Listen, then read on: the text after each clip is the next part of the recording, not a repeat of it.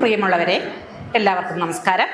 ഗുരുദേവന്റെ കാലഘട്ടം എന്ന് പറയുന്നത് ചാതുർവർണ്ണ്യം അതിൻ്റെ പാരമ്യതയിൽ എത്തി നിൽക്കുന്നതായ കാലഘട്ടമായിരുന്നു. ആ സാമൂഹ്യ അനാചാരങ്ങളെക്കുറിച്ച് മഹാകവി കുമാരനാശാൻ, ഗുരുവിൻ്റെ അരുമ ശിഷ്യനായ മഹാകവി കുമാരനാശാൻ ഒരു വാഗ്മയ ചിത്രം വരച്ചു കാണിക്കുന്നു. തൊട്ടുകൂടാത്തവർ, തേണ്ടിക്കൂടാത്തവർ, ദൃഷ്ടിയിൽപ്പെട്ടാലോ ദോഷമുള്ളോ, കെട്ടുള്ളവരിങ്ങനെ, കെട്ടില്ലാത്തവർ തമ്മിൽ ഉണ്ണാത്തവരിങ്ങനെ, ഒട്ടല്ല അനവധി കോമരങ്ങൾ. ഈ കാലഘട്ടത്തിലെ ഈ സാമൂഹ്യ വിവേചനത്തിനെതിരെ പടപൊരുതിയ മഹാനായിരുന്നു ഡോക്ടർ പൽപ്പു. മെഡിക്കൽ ബിരുദം 1ാം റാങ്കിൽ കരസ്ഥമാക്കിയിട്ട് പോലും തിരുവിതാംകൂറിൽ ഒരു ജോലി കിട്ടുവാനായിട്ട് ഈഴവൻ എന്ന ഒറ്റ കാരണത്താൽ അദ്ദേഹത്തിന് ആ ജോലി നിഷേധിച്ചു. തുടർന്ന് അദ്ദേഹം മൈസൂരിലെത്തുകയും സേവനമനുഷ്ഠിക്കുകയും ചെയ്തു.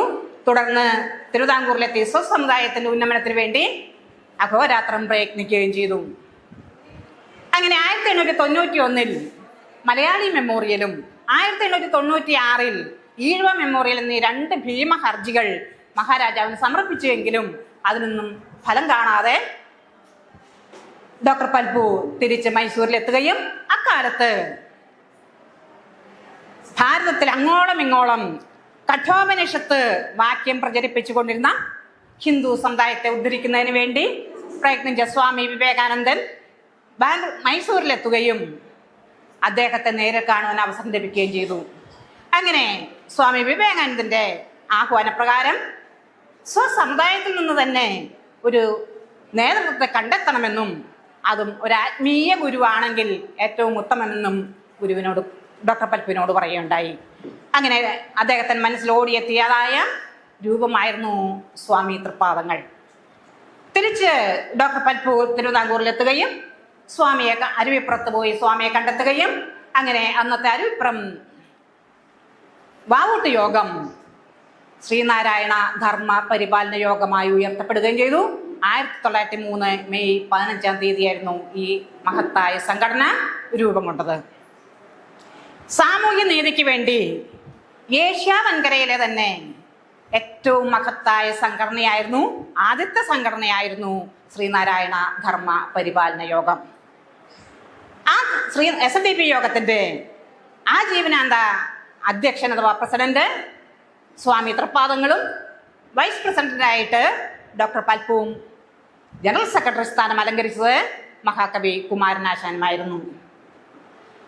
തുടർന്ന് ജനപ്രിയരായ നിരവധി ജനറൽ സെക്രട്ടറിമാർ, അതായത് KP Keshavan, C Madhavan, Moorkoth Kumaran, R Shankar മുതലായ നിരവധി പ്രഗത്ഭരായ ജനറൽ സെക്രട്ടറിമാരെ അധികാരത്തിലെത്തുകയും R ശങ്കറിന്റെ കാലഘട്ടത്തിലായിരുന്നു സ്വസമുദായത്തിന്റെ ഉന്നതിക്ക് വേണ്ടി അദ്ദേഹം 1962 കേരള മുഖ്യമന്ത്രിയായി അവരോധനായ കാലഘട്ടത്തിൽ SNDPക്ക് വേണ്ടി നിരവധി SN ട്രസ്റ്റ് രൂപീകരിക്കുകയും അതിൻ്റെ കീഴിൽ കേരളത്തിൽ അങ്ങോളം ഇങ്ങോളം നിരവധി വിദ്യാഭ്യാസ സ്ഥാപനങ്ങൾ സ്ഥാപിക്കുകയും ചെയ്തു. എന്നാൽ തുടർന്ന് അങ്ങോട്ട് SNDP യോഗത്തിൻ്റെ ഇരുളടഞ്ഞ കാലഘട്ടമായിരുന്നു. തുടർന്ന് 1995 ലക്ഷം ജനങ്ങളുടെ താങ്ങും തണലുമായി പത്മഭൂഷൺ വെള്ളാപ്പള്ളി നടേശൻ അവർ ആ സ്ഥാനത്ത് എത്തിച്ചേരുകയും അദ്ദേഹത്തിൻ്റെ കാലഘട്ടമായിരുന്നു.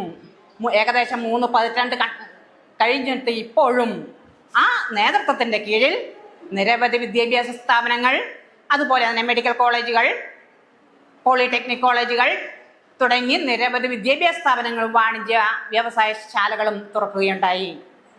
കടൽപ്പുറത്തെ മണൽത്തരി പോലെ ഭിന്നിച്ചു നിന്നിരുന്നായ സ്വസമുദായത്തെ ഒരു ചരടിൽ കോർത്തുകൊണ്ട് ഒരു കുടക്കീഴിൽ അണിനിർത്തിക്കൊണ്ട് ഇന്നും ആ നേതൃത്വം മുന്നേറിക്കൊണ്ടിരിക്കുന്നു. ആദ്യകാലങ്ങളിൽ SNDP യോഗത്തിന് ത്രിതല സംവിധാനമായിരുന്നു ഉണ്ടായിരുന്നതെങ്കിൽ, യോഗം, യൂണിയൻ, ശാഖ എന്നിവയായിരുന്നു ഉണ്ടായിരുന്നതെങ്കിൽ ഇന്ന് 145ഓളം യൂണിയനുകളും 5000-ൽ പരം ശാഖകളും താഴെത്തട്ടിലേക്ക് കുടുംബ യൂണിറ്റുകളായിട്ടും വനിതാ സംഘം, യൂത്ത് മൂവ്മെന്റ്, ബാലജന യോഗം തുടങ്ങിയ നിരവധി പോഷക സംഘടനകളും ഇന്ന് നിലവിൽ വന്നിരിക്കുന്നു. അങ്ങനെ ഒരു വടവൃക്ഷം പോലെ ഈഴവ സമുദായം ഇന്ന് ശക്തി പ്രാപിച്ചുകൊണ്ടിരിക്കുകയാണ്.